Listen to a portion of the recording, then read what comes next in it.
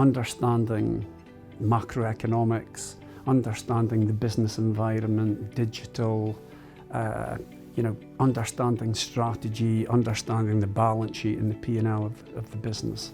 I think the second thing is self-leadership.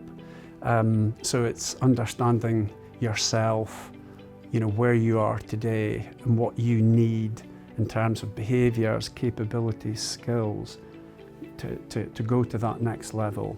And the third thing is functional leadership. Being able to navigate that whole infrastructure of the chairman, the non-execs, the board, the CEO, those relationships, and tying that all together in those three areas, for me, is quite a nice way to look at it. The role becomes about, one, credibility, right? So doing the very, very basic parts of the function well, right? So good operational integrity, good processes that work, etc. And once you have those, it allows you to have a little bit of credibility with the organization to be able to do bigger and better things, to do the longer term strategic things.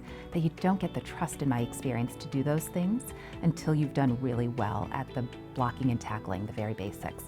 To think about things from an enterprise perspective, rather just than from an HR functional perspective, right? So the idea being that I'm a good business person who happens to have domain expertise in people, but not strictly just a people person who trusts that the rest of the organization will just run.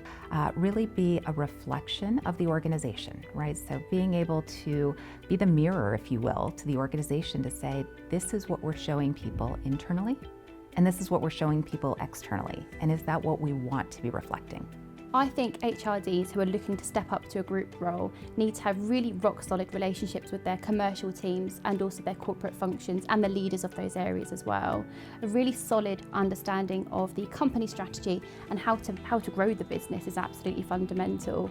Enterprise-wide contribution is an absolute key skill for anybody looking to step up into a group role. I think one of the things that when you're looking at a group HRD role is, or any, actually to be fair, any step up role, and once you're moving out of being the person who manages a smaller section of something to being the person who leads the direction of everybody else's, I think trying to understand the drivers of a business and making sure that you're broader than just the function that you actually work in.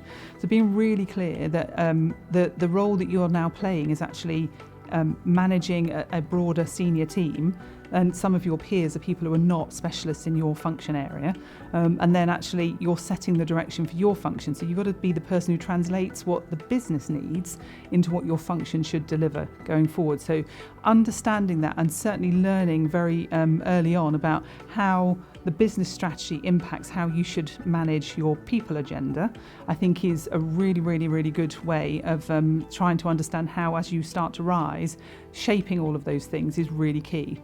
So you cannot understand more about the business if you tried.